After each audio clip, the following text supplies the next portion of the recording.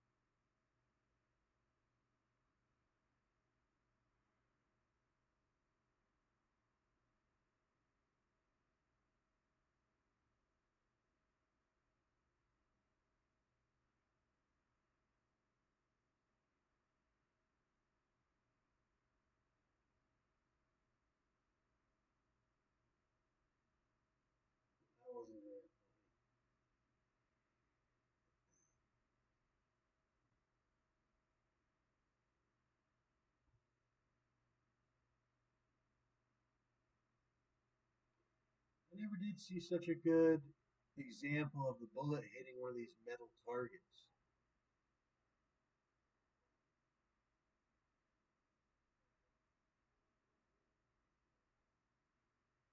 Compact 45, that's another really great option. Should they be widely available? I want one, and I believe I deserve to have a compact 45, but at the same time, I don't have a compact 45. Should compact 45s be restricted? It's such a big caliber, and you're able to conceal it. Compact, and it's so small.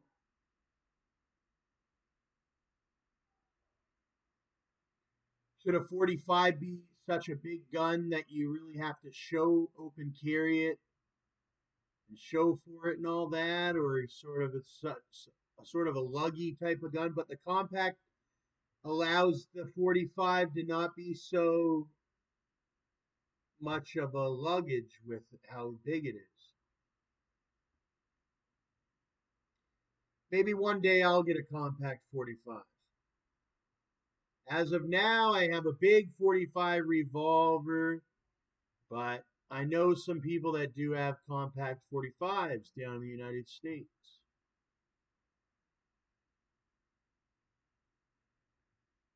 So I would feel very privileged to be able to own a one of those compact 45s. It's a really, really fascinating technology, not just the 45, but then also that 45 compact. And then altogether with the handgun technology. Well, not just 45 compact, the handgun technology altogether, but then there is that also the compact technology on top of it. But then they also have some ones that are all different calibers and what have you. But we're talking about 45s the most because I just bought a 45. So we were talking 45 ACP, that's center fire 45 caliber, one of the largest calibers for handguns. As you may know, Desert Eagle 50 caliber and all that's larger. But 45 is more popular for carrying a handgun, whether it be concealed or open carry, but generally 45s are able to be concealed, such a large caliber, and they're still able to be concealed, which is nice for the legal gun owner.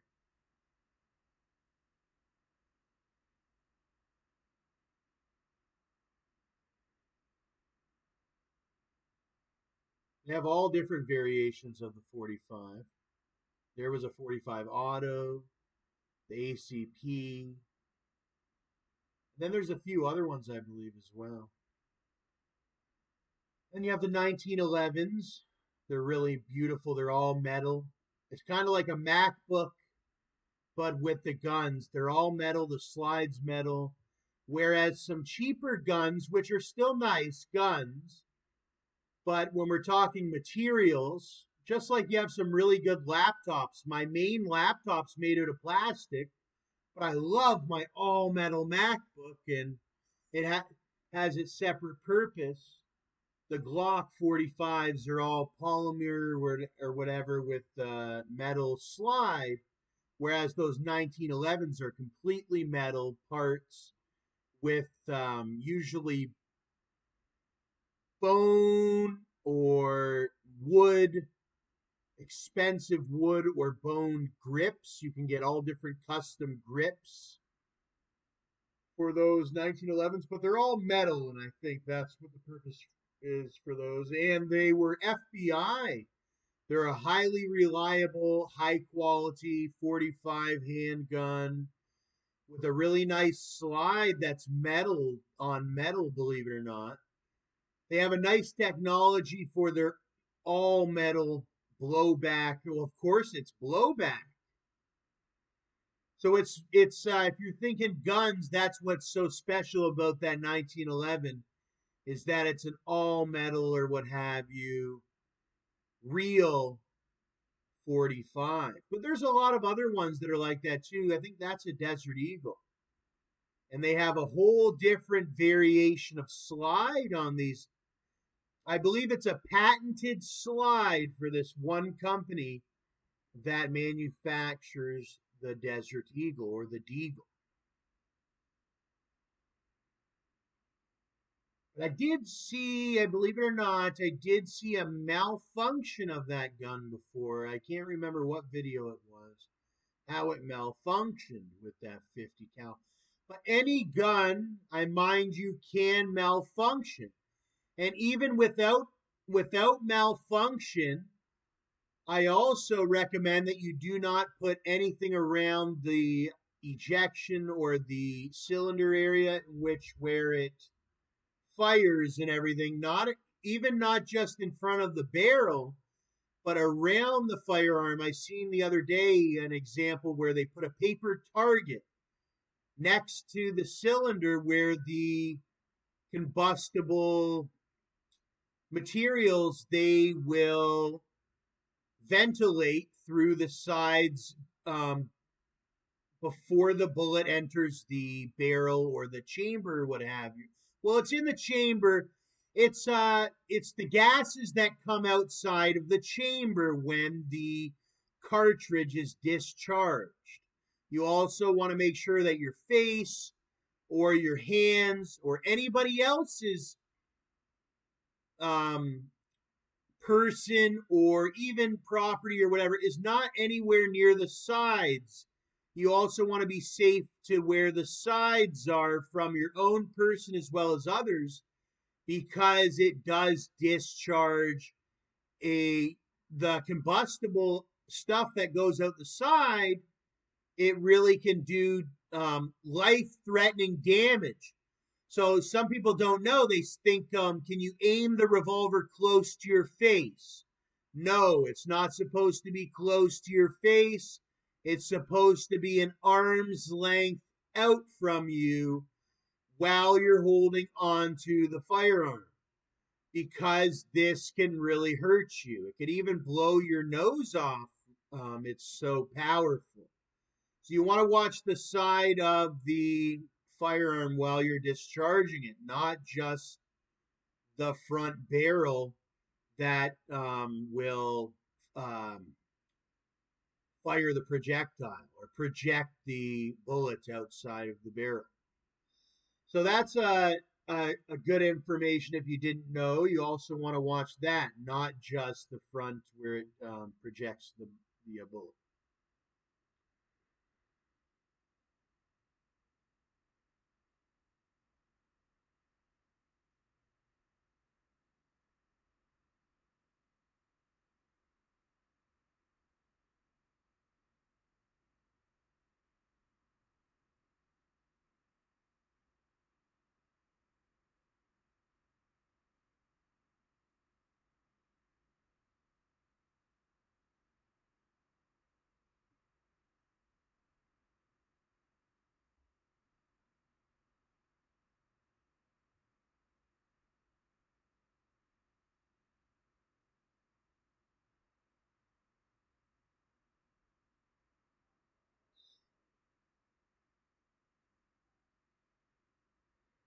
You can have stuff like this. It very rarely happens. You want to ensure that you have the proper ammunition that you're using with the firearm that you have designated, whether you own it or, well, generally, if somebody's letting you use it, they would already be professional enough, you would think, or at a range for sure. When you're dealing with the ranges, the professional ranges, they have the most wonderful range officers and staff over at the range that loads it up and all that. They know. But you want to make sure that you have the correct loadouts for your gun. Any small, even a small calibral difference could be a factor in a malfunction. So, say your gun was designed for a 22 Magnum WMR, and you put, or sorry, say your gun was only designed for a 22 LR long range, and you put a 22 MR in it, or WMR, sorry, and that probably would cause an issue. Maybe no, maybe it would, maybe it wouldn't. But even that could cause a malfunction. It has a if it would even fit in it. There's certain calibers that may fit, but the bullet's bigger and what have you, or vice versa. There's so many different calibers, you have to watch it. That's why the government, they want to individualize. They want to make sure that each gun, you don't want to have too many guns because you have to sit there and determine exactly what your guns are capable of safely firing and whatnot. And sometimes that happens when you just have so many different, or you're not properly uh, being caring for your gun ownership. When you properly care for your gun ownership, you'll know exactly which caliber that you should be, or I mean, which ammunition cartridges that are compatible with the firearm that you are going to be using. So that's when that kind of stuff can happen, and it could just potentially destroy your entire firearm. But not only that, it's a very big safety issue. It could hurt you or hurt others around you, or it could also be detrimental or whatever if in the times that you would need to use it. So it takes time to analyze and identify exactly which, when you buy, especially when you're first buying your firearm or using or whatever may be the case, generally at the range, and you're just sort of using for fun or leisure when you're doing your little package to go for a fun shoot, you might learn a little bit about calibers. But when you buy your own firearm and you have to go to the store or what have you, or reload, especially when you start to learn about the actual, well, I always was a believer that you should learn the actual fundamentals of the ammunition before you are able to purchase. But as we may know, in a lot of places, you can still purchase ammunition without knowing the fundamentals of it. But that's the purpose of this video, is to sort of learn some fundamentals. The cartridge is a multifaceted device that's called ammunition. It has a couple different.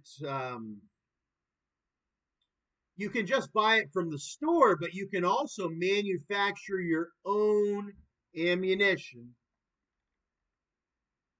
It's a certain technology. You have a brass casing.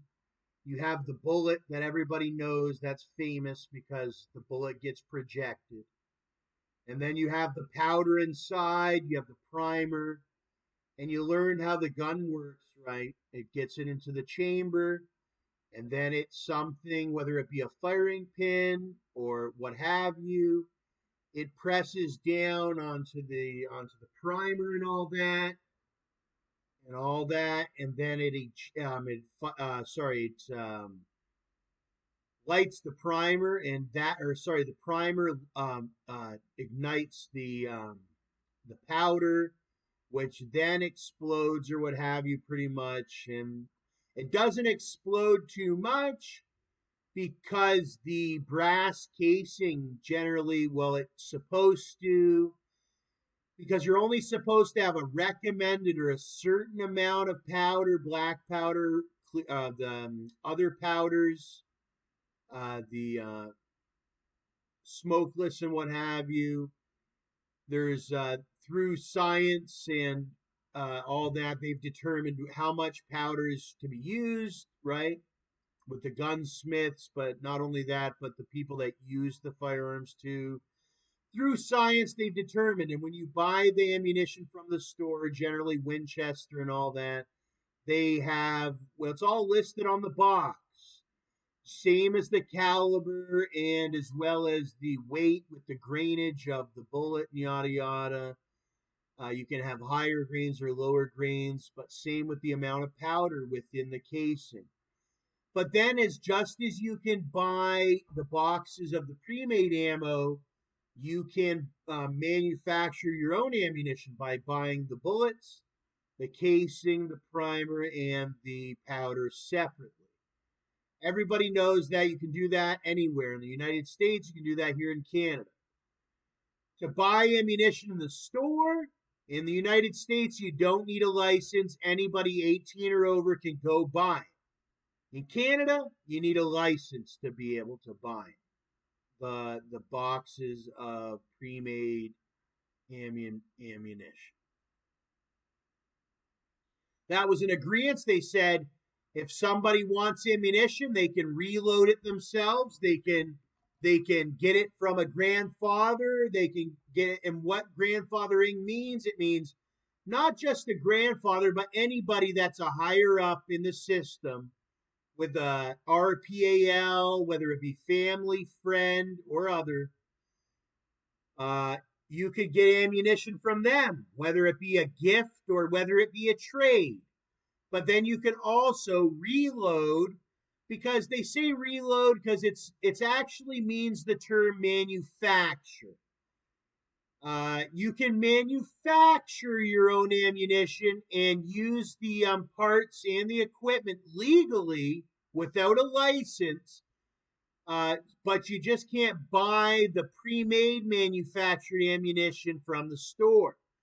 Now, how they see it and how bad the recession is, whereas if you're somebody that can reload, where you're a standard reloader, you're basically considered a manufacturer of ammunition.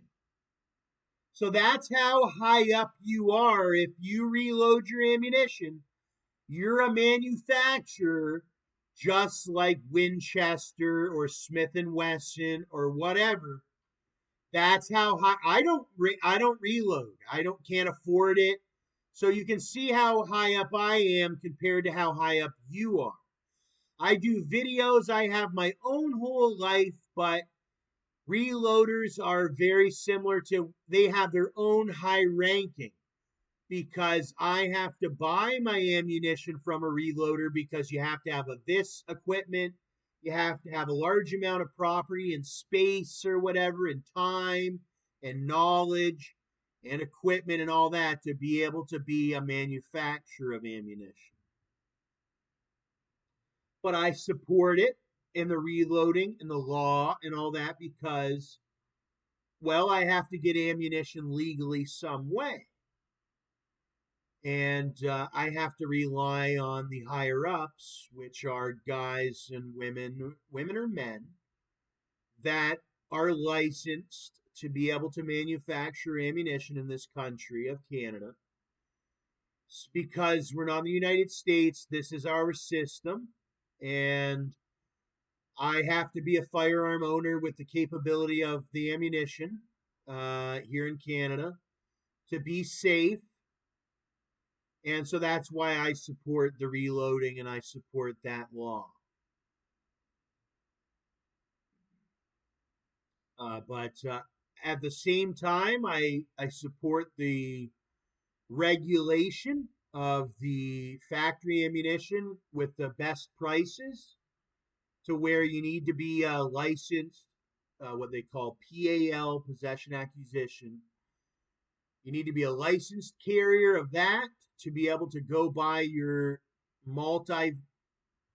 as everybody knows, and if you don't, There's a whole more than a catalog full of different ammunitions that you're able to purchase where you do not have to actually reload. A lot of people have gotten so far ahead of themselves that they've forgotten, or maybe they didn't even know, that it actually was originally you would just like the cowboys, and Indians, you would have to people would manufacture their own um,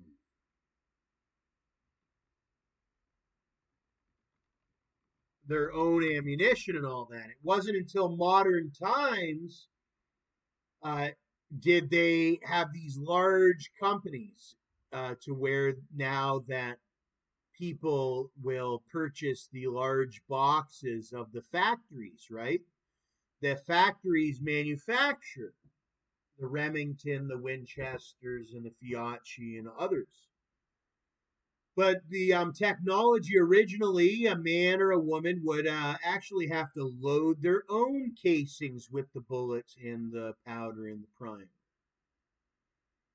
So that is what it originated, and it doesn't go much further other than the licensed carriers with the unlimited access to the factories of ammo with, well, the prices are so decent on when you have your license that basically you have special privileges. Your license gives you special privileges to access more ammunition, virtually unlimited ammunitions, to go shooting with friends, to go hunting, to have for self-defense, for just shooting all together. People were, it came to an abundance. The word would be abundance. Ones had ammunition in such abundance that they would just go out and root and toot and shoot. That is the definition of prosperity. But at the same time, I guess there was ones that got way out of hand and they forgot that